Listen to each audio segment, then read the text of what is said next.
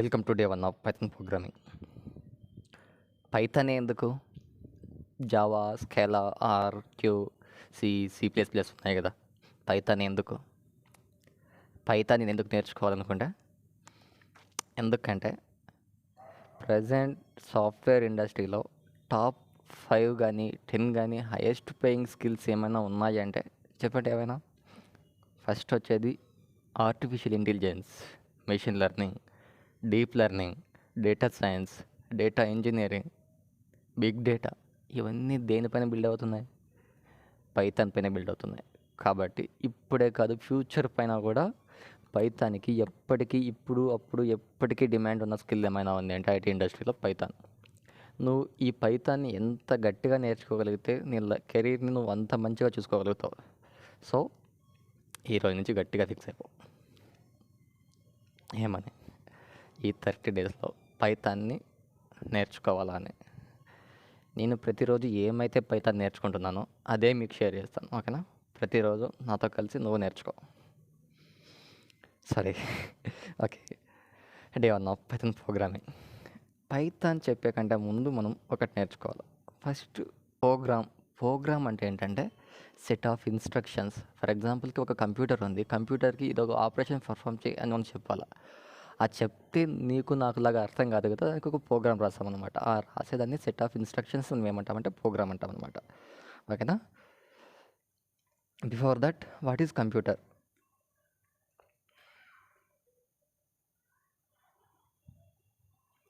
What is computer? Computer అంటే ఏంటంటే, computer is an electronic device that can store, process, retrieve the information.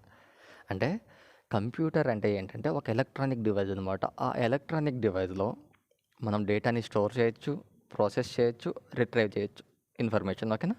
దాన్ని మనం computer అంటాం అనమాట. ఫర్ ఎగ్జాంపుల్కి కంప్యూటర్ లేకుండా ఒక రోజుని ఇమాజిన్ చేసుకోండి. కంప్యూటర్ లేకుండా నీ బ్యాంక్ ట్రాన్సాక్షన్ జరుగుతాయా? కావు. హెల్త్ కేర్ నడుస్తుందా? జరగదు. డిఫెన్స్ జరుగుతుందా? జరగదు. కల్లోలం అయిపోతుంది. ఒక్కరోజు కంప్యూటర్స్ అనేటివి లేకుండా మన లైఫ్ని ఇమాజిన్ చేసుకోలేం. అంతగా ముడిపడిపోయాయి అనమాట కంప్యూటర్స్ మన లైఫ్తో. వాటిని ఎక్కడెక్కడ యూజ్ చేస్తున్నామంటే, మనం నార్మల్గా యూజ్ చేసేది వచ్చేసి మూవీస్ చూడడానికి, ఫొటోస్ ఎడిట్ చేయడానికి, వీడియోస్ ఎడిట్ చేసుకోవడానికి, డాక్యుమెంట్స్ ఏమైనా ఉంటే రీడ్ చేయడానికి, రైట్ చేయడానికి, వాటిని మాడిఫై చేసుకోవడానికి, గేమ్స్ని ఆడడానికి. మనకేమైనా ఒక ఇన్ఫర్మేషన్ కావాలంటే మనం ఫస్ట్ ఏం చేస్తాం? కంప్యూటర్లోకి వెళ్ళేసి ఒక వెబ్సైట్ ఓపెన్ చేసేసి ఆ వెబ్సైట్లో మనకి ఏమైనా డేటా కావాలంటే ఆ డేటాని బ్రౌజ్ చేస్తాం అనమాట. అలా బ్రౌజ్ చేయడానికి, మొబైల్ అప్లికేషన్స్ తయారు చేయడానికి, సాఫ్ట్వేర్ డెవలప్ చేయడానికి, అన్నిటికీ కూడా మనం ఏం చేస్తామంటే ఈ కంప్యూటర్ని యూజ్ చేస్తూ ఉంటాం అనమాట. Communication is nothing but the transferring the information between two entities or exchanging the information between two entities is known as the communication. Communication అంటే ఏంటంటే ఒక మీనింగ్ఫుల్గా ఒక ఇన్ఫర్మేషన్ని ఒక చోట నుంచి ఇంకో చోటకి ట్రాన్స్ఫర్ చేయడాన్ని మనం ఏమంటామంటే కమ్యూనికేషన్ అంటాం. ఆ కమ్యూనికేషన్ యాక్షన్ ద్వారా జరగచ్చు, ఇన్ఫర్మేషన్ షేర్ అవ్వడం అనేది లెటర్ ద్వారా కావచ్చు, ఎస్ఎంఎస్ ద్వారా కావచ్చు, ఒక లాంగ్వేజ్ ద్వారా కావచ్చు, what ever it may be, but the information should be transfer. ఆ ఇన్ఫర్మేషన్ అనేది ఒక చోట నుంచి మరొక చోటకి ట్రాన్స్ఫర్ అవ్వాలి, ఒక పర్సన్ నుంచి మరొక పర్సన్కి ఇన్ఫర్మేషన్ అనేది చేరాలి. దాన్ని మనం ఏమంటామంటే కమ్యూనికేషన్ అంటాం అనమాట. ఆ కమ్యూనికేషన్కి ఇప్పుడు ఒక నార్మల్ పీపుల్ అయితే మనము తెలుగు, హిందీ, ఇంగ్లీష్ అలాంటి లాంగ్వేజెస్ని వాడుకొని మనం ఒక పర్సన్తో కమ్యూనికేట్ అవ్వగలుగుతున్నాం. బట్ మనం ఇప్పుడు డీల్ చేస్తుంది కంప్యూటర్స్తో. ఈ యొక్క కంప్యూటర్తో మనం ఎలా కమ్యూనికేట్ అవ్వాలి? కంప్యూటర్తో ఎలా కమ్యూనికేట్ అవ్వాలంటే, కంప్యూటర్కి ఏంటంటే computer can understand only machine code. Machine code అంటే ఏంటంటే ఏ లాంగ్వేజ్లో జీరోస్ అండ్ వన్స్ మాత్రమే ఉంటాయి. దాన్ని మనం ఏమంటామంటే మిషన్ కోడ్ అంటాం అనమాట, ఓకేనా? ఒక మిషన్ కోడ్ అంటే ఏంటంటే దాంట్లో జీరోస్ అండ్ వన్స్ మాత్రమే ఉంటాయి. దాన్ని మనము machine code or low level language అంటాం. But as a humans we cannot understand the machine code. ఎందుకంటే ఆ జీరోస్ అండ్ వన్స్లో ఏమైతే రాస్తారో ఆ ఇన్ఫర్మేషన్ మనకు అర్థం కాదు. సో ఆ కంప్యూటర్తో కమ్యూనికేట్ అవ్వడానికి మనకు ఒక మీడియం అనేది అవసరం అవుతుంది. ఆ మీడియమే ఒక లాంగ్వేజ్ అవుతుంది. అలా ఎవాల్వ్ అయినవే ఈ కంప్యూటర్ లాంగ్వేజెస్ అనమాట. లైక్ సి++, జావా స్క్రిప్ట్, ఇవన్నీ కూడా అలా ఎవాల్వ్ అయిన లాంగ్వేజెస్ అనమాట. ఈ లాంగ్వేజెస్ని మనం మెయిన్గా ఈ కంప్యూటర్ లాంగ్వేజెస్ని మెయిన్గా మనం 3 వేస్గా డిఫర్ చేయొచ్చు. ఒకటి వచ్చేసి హై లెవెల్ లాంగ్వేజ్, అందర్ వన్ ఈజ్ అసెంబ్లీ లాంగ్వేజ్, అందర్ one is low level language అనమాట. ఈ హై లెవెల్ లాంగ్వేజ్ అంటే ఏంటంటే ఫర్ ఎగ్జాంపుల్కి ఈ లాంగ్వేజ్ అనేది ఒక హ్యూమన్కి చూడగానే అర్థమైపోతే దాన్ని ఏమంటామంటే a language which can understand by the humans. అంటే ఒక హ్యూమన్కి అర్థమయ్యే ఫార్మాట్లో ఒక లాంగ్వేజ్ ఉంది అంటే దాన్ని ఏమంటామంటే మనము హై లెవెల్ లాంగ్వేజ్ అంటాం అనమాట. లైక్ నార్మల్ ఇంగ్లీష్ టెక్స్ట్ ఎలా ఉంటుందో అలా ఉంటుంది అనమాట హై లెవెల్ లాంగ్వేజ్ అన్నది. అసెంబ్లీ లాంగ్వేజ్ అంతకంటే ముందు ఒకసారి మనం లో లెవెల్ లాంగ్వేజ్ చూద్దాం. లో లెవెల్ లాంగ్వేజ్ అంటే ఏంటంటే a language which can understand by the only computers, not by the humans. అంటే ఒక లాంగ్వేజ్ అనేది జీరోస్ అండ్ వన్స్లో మాత్రమే ఉంటుందన్నమాట. అది కేవలం కంప్యూటర్కి మాత్రమే అర్థమవుతుంది. యాజ్ ఏ హ్యూమన్స్ మనకు అర్థం అవ్వదన్నమాట. ఆ లాంగ్వేజ్ని మనం ఏమంటామంటే assembly language or low level language or machine level language అంటాం అనమాట. అంటే మిషన్ లెవెల్ లాంగ్వేజ్లో జీరోస్ అండ్ వన్స్ మాత్రమే ఉంటాయి. ఈ రెండింటికి ఇంటర్మీడియట్గా అంటే అర్థం కానట్టుగా ఉండే లాంగ్వేజ్ని ఏమంటామంటే మనం అసెంబ్లీ లాంగ్వేజ్ అంటాం. Any doubts? ఫర్ ఎగ్జాంపుల్కి ఇక్కడ మనం ఒక చిన్న కోడ్ చేసి చూద్దాం. ఇక్కడ మనకి హలో అనే ఒక చిన్న వర్డ్ ఉంది, అది ఇంగ్లీష్లో రాసా. అదే మన మిషన్ లెవెల్ లాంగ్వేజ్ లేదంటే బైనరీ లాంగ్వేజ్లో రాయాలంటే ఇలా రాయాలన్నమాట. ఎన్ని జీరోస్ ఎన్ని వన్స్ ఉన్నాయి చూడండి. అన్ని రాయడం కష్టం కాబట్టి మనకి ఇక్కడ ఒక కమ్యూనికేషన్ అనేది అవసరం అవుతుంది. దానికోసం మనం ఈ కంప్యూటర్ లాంగ్వేజెస్ని తయారు చేసుకున్నాం. ఇందాక మనం చెప్పుకున్నట్లు కంప్యూటర్కి కేవలం machine level language or binary code మాత్రమే అర్థమవుతుంది. కానీ మనం ప్రోగ్రామ్స్ అన్నీ కూడా మనకి ఇప్పుడు ప్రజెంట్ జనరేషన్లో ఏమైతే ఉన్నాయో like Python, Java script, ruby, Scala ఇవన్నీ కూడా హై లెవెల్ లాంగ్వేజెస్ అనమాట. ఈ హై లెవెల్ లాంగ్వేజ్ అనేటివి మనిషికి మాత్రమే అర్థమవుతా, కంప్యూటర్కి అర్థం కావు. కానీ మిషన్ లెవెల్ లాంగ్వేజ్ అనేది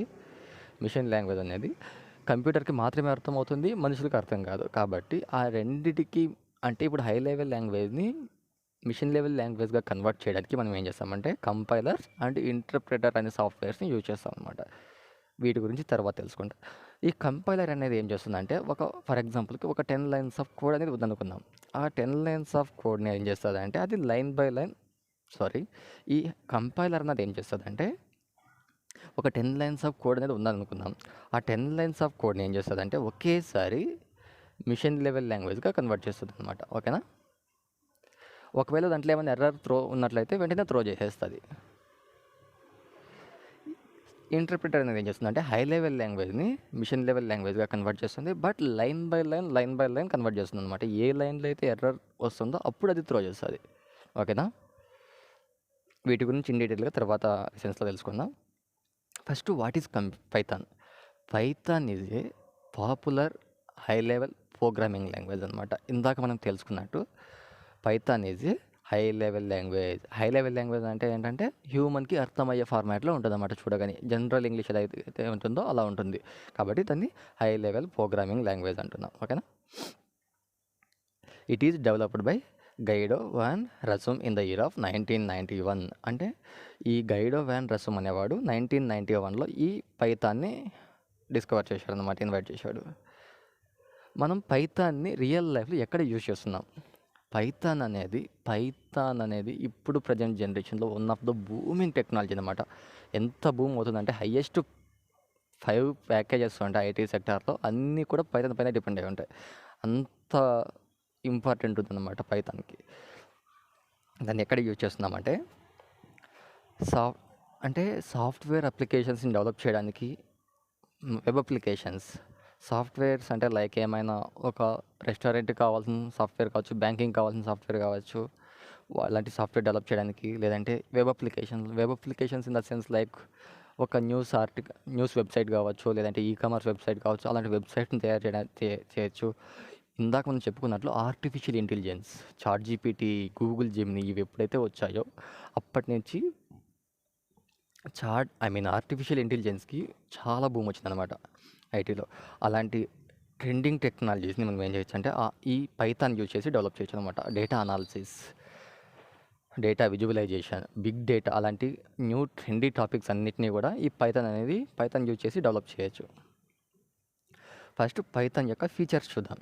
పైథాన్ యొక్క ఫీచర్స్ ఏంటంటే ఇందాక మనం చెప్పుకున్నట్లు ఈ పైథాన్ అనేది ఎలా ఉంటుందంటే జనరల్ ఇంగ్లీష్ ఎలాగైతే ఉంటుందో అలా ఉంటుంది అనమాట. ఆ సింటాక్స్ ఇలా ఉంటుందని చెప్పేసి నెక్స్ట్ క్లాసెస్లో చూద్దాం.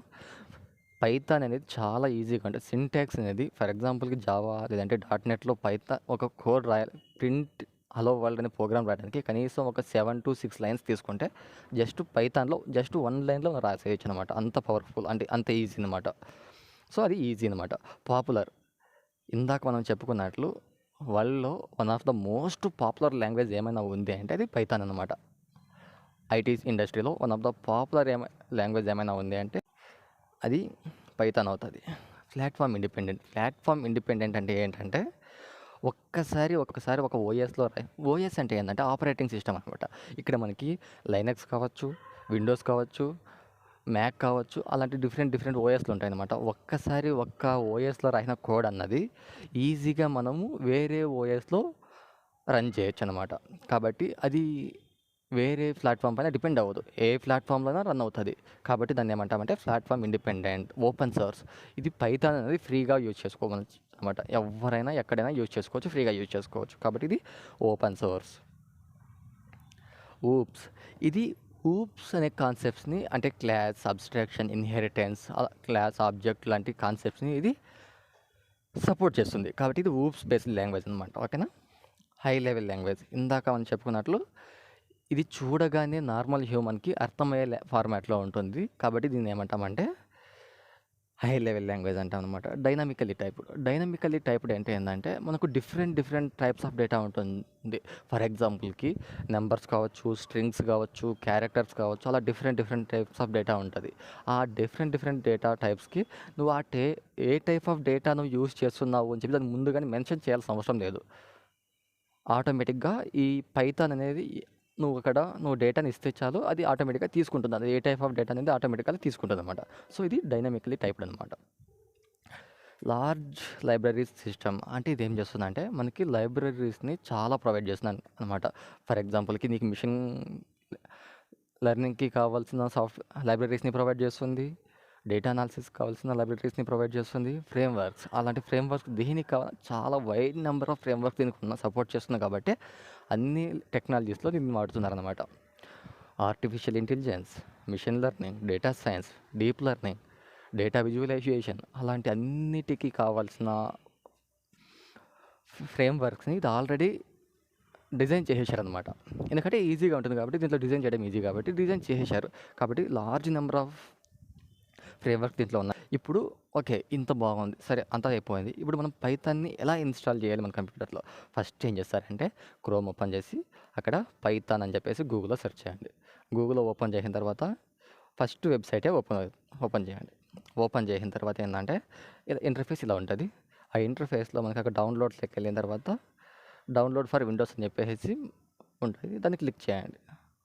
ఈ పైథాన్ అనేది ఇక్కడ క్లిక్ చేస్తే మనకు డేటా అనేది వస్తుంది. వన్స్ అది డౌన్లోడ్ చేసిన తర్వాత ఇన్స్టాల్ చేయండి. ఇది ఇన్స్టాల్ చేసే ప్రొసీజర్ అనమాట. వన్స్ ఇన్స్టాల్ అయిన తర్వాత మన ల్యాప్టాప్ ఏమైతే ఉందో ఆ ల్యాప్టాప్ ఓపెన్ చేసి కమాండ్ ప్రాంప్ట్ ఓపెన్ చేయండి. కమాండ్ ప్రాంప్ట్ ఓపెన్ చేసి అక్కడ మనకు పైథాన్ ఇన్స్టాల్ అయిందా లేదా చెక్ చేయాలంటే పైథాన్ స్పేస్ హైఫన్ వర్షన్ అని చెప్పించినట్లయితే మనకి ఏ వర్షన్ ఆఫ్ పైథాన్ అనేది మన ల్యాప్టాప్లో ఇన్స్టాల్ అయిందో, మన సిస్టంలో ఇన్స్టాల్ అయిందో ఆ వర్షన్ అక్కడ షో చేస్తుంది అనమాట. ఓకేనా. ఓకే, ఇన్స్టాల్ అయింది కాబట్టి మనం ఇంకా వన్స్ పైథాన్ అనేది మన సిస్టంలో ఇన్స్టాల్ అయిన తర్వాత ఆ పైథాన్ మన సిస్టంలో ఇన్స్టాల్ అయిందా లేదా చెక్ చేయడానికి మనం ఏం చేస్తామంటే సెర్చ్ బార్లోకి వెళ్ళి కమాండ్ ప్రాంప్ట్ ఓపెన్ చేస్తాం అనమాట. వన్స్ కమాండ్ ప్రాంప్ట్ ఓపెన్ చేశాక ఇక్కడ పైథాన్ అంటే టైప్ చేసి అన్ని స్మాల్ లెటర్స్ పైథాన్ స్పేస్ ఇచ్చి హైఫన్ వర్షన్ అని చెప్పి టైప్ చేసి ఎంటర్ చేసినట్లయితే మన సిస్టంలో ఏ వర్షన్ ఆఫ్ పైథాన్ అనేది మన సిస్టంలో ఇన్స్టాల్ అయిందో ఆ వర్షన్ అనేది ఇక్కడ చూపుతుంది అనమాట. వన్స్ ఆ పైథాన్ అనేది మన సిస్టంలో సక్సెస్ఫుల్గా ఇన్స్టాల్ అయిన తర్వాత మనం పైథాన్ ప్రోగ్రామింగ్ని స్టార్ట్ చేయొచ్చు. స్టార్ట్ చేయడానికి కానీ మనం ఇక్కడ ఏం చేయాలంటే పైథాన్ అని చెప్పేసి టైప్ చేయొచ్చు, లేదంటే PY అని టైప్ చేసి ఎంటర్ చేయొచ్చు. But it should be in the small letters only. Once Python ఇక్కడ నీకు ఈ 3 యారో సింబల్స్ చూపించిన తర్వాత నువ్వు ఇక్కడ పైథాన్ ప్రోగ్రామ్ అనేది ఇక్కడ స్టార్ట్ చేసి, ఫర్ ఎగ్జాంపుల్కి నేను బేసిక్ సింటాక్స్ అయినా, ఇది బేసిక్ సింటాక్స్ అనమాట.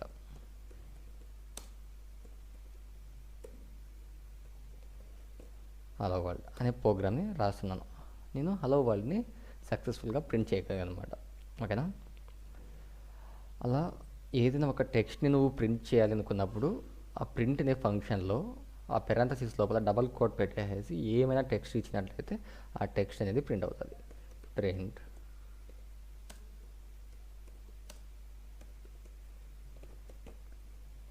అక్కడ మనం ఏమైతే టెక్స్ట్ ఇస్తున్నామో ఆ టెక్స్ట్ అనేది ఆ ప్రింట్ అనే ఫంక్షన్లోకి ఏమైతే టెక్స్ట్ ఇస్తున్నామో ఆ టెక్స్ట్ అనేది ఇక్కడ ప్రింట్ అవ్వడం జరుగుతుంది. అలాగే ఇప్పుడు మనం బేసిక్గా మనం చేసే కొన్ని మిస్టేక్స్ చూద్దాం. ఇక్కడ ప్రింట్ అనే ఫంక్షన్ ఓపెన్ చేశాను, డబల్ కోట్ ఇచ్చాను, హెలో రాశాను, కానీ లాస్ట్లో డబల్ కోట్ ఇవ్వడం మర్చిపోయాను. ఇప్పుడు నాకేం చేస్తుందంటే ఎర్రర్ త్రో చేస్తుంది. ఎందుకు ఎర్రర్ త్రో చేస్తుందంటే ఇక్కడ నేను డబల్ కోట్ ఇవ్వాలి. టెక్స్ట్ ఏమైనా నేను ప్రింట్ చేయాలనుకున్నప్పుడు ఖచ్చితంగా starting and ending of the text మనం ఏం చేయాలంటే డబల్ కోట్ని మెన్షన్ చేయాలి. ఇంకొక మిస్టేక్, చాలామంది ఏం చేస్తామంటే ఇక్కడ క్యాపిటల్ పి టైప్ చేసి ఇస్తారనమాట. క్యాపిటల్ పి ఎంటర్ చేసి ప్రింట్ అని రాసి రిమైనింగ్ అంతా బాగా ఇస్తారు.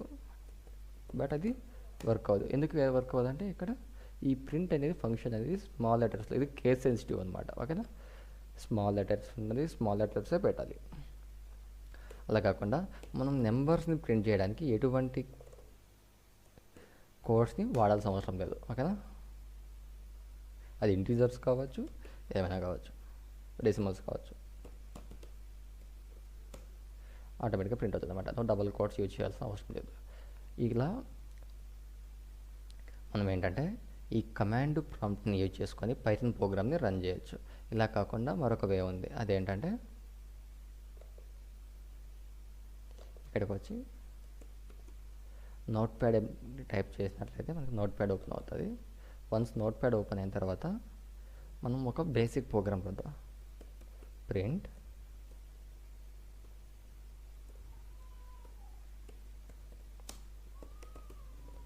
బేసిక్ హలో వరల్డ్ అని చెప్పి ప్రోగ్రామ్ రాశాను. దీన్ని సేవ్ చేయాలి. ఎలా సేవ్ చేయాలంటే ఎక్కడైతే సేవ్ చేద్దాం అనుకుంటున్నామో నేను ఇప్పుడు డెస్క్టాప్లో సేవ్ చేద్దాం అనుకుంటున్నాను. డెస్క్టాప్లో ఒక ఫోల్డర్ని క్రియేట్ చేసి అక్కడ న్యూ ఫోల్డర్ క్రియేట్ చేసి దానికి నేను మై ప్రాక్టీస్, ఇక్కడ నేను ఏమి ఇస్తున్నాను అంటే మై ప్రోగ్రామ్స్ అని చెప్పేసి సేవ్ చేస్తున్నాను అనమాట. మై ప్రోగ్రామ్స్ అనే ఫోల్డర్లో నేను ఆ యొక్క ఫైల్ నేమ్ ఏంటంటే p1.py.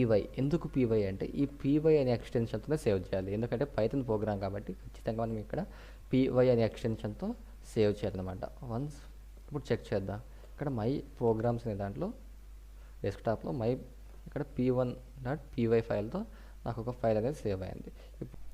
ఇప్పుడు ఆ ఇందాక సేవ్ చేసిన ఫైల్ని మనం రన్ చేయడానికి ఇందాక కమాండ్ ప్రాంప్ట్ ఓపెన్ చేసాం కదా, సేమ్ అలాగే కమాండ్ ప్రాంప్ట్ ఓపెన్ చేసి ఫస్ట్ మనం ఏం చేయాలంటే ఇప్పుడు మనం అడ్మిన్ అంటే హోమ్లో ఉన్నామన్నమాట. హోమ్ నుంచి మన ఫైల్ ఎక్కడుంది, డెస్క్టాప్లో మై ప్రాక్టీస్ అనే ఫోల్డర్లో ఉంది కాబట్టి డెస్క్టాప్ అని చెప్పేసి ఇస్తామన్నమాట. ఎప్పుడైతే ఇస్తామో ఆ డైరెక్ట్ అనేది చేంజ్ అయింది. తర్వాత ఆ డెస్క్టాప్లో మనకు ఫోల్డర్ నేమ్ ఏముంది, మై ప్రోగ్రామ్స్ అని ఉంది. అక్కడికి మనం వెళ్ళడానికి ఏం చేస్తామంటే cd.space మై ప్రోగ్రామ్స్, మనం స్పెల్లింగ్ అనేది కరెక్ట్ ఇవ్వాలన్నమాట. వన్స్ అది కరెక్ట్ ఇచ్చిన తర్వాత ఇప్పుడు మనం అక్కడ ఉన్న ఫైల్ని రన్ చేయాలి కాబట్టి పైథాన్ స్పేస్ p1 మన ఫైల్ నేమ్ ఏమైతే ఉందో ఫైల్ నేమ్ ఇచ్చేసి .py అని చెప్పేసి ఎంటర్ చేస్తాం. ఎంటర్ చేసిన తర్వాత ఆ ఫైల్లో ఏమైతే ప్రోగ్రామ్ రాసామో ఆ ప్రోగ్రామ్ అనేది ఇక్కడ ప్రింట్ అవుతుంది అన్నమాట. ఫర్ ఎగ్జాంపుల్కి నేను ఈ సేమ్ కోడ్ని ఒక 10 టైమ్స్ రాశాను అనుకుందాం.